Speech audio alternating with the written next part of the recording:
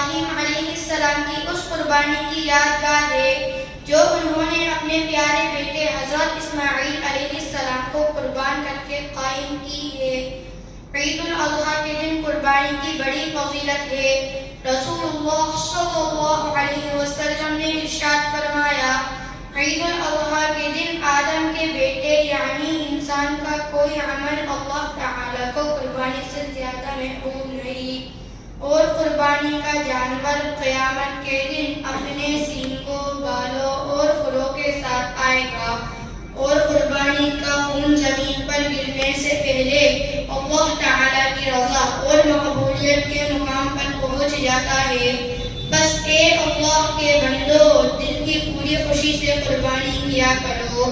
ابن ماجہ حدیث نمبر 3126۔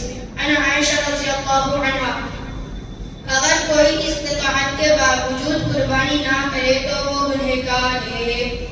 نبی اکرم صلی اللہ علیہ وسلم کا ارشاد ہے، جو شخص قربانی کی استطاعت رکھتا ہو اس کے باوجود قربانی نہ کرے، ایسا شخص ہماری عیدگاہ کے قریب ہرگز نہ آئے۔ ابن ماجہ حدیث نمبر 3123۔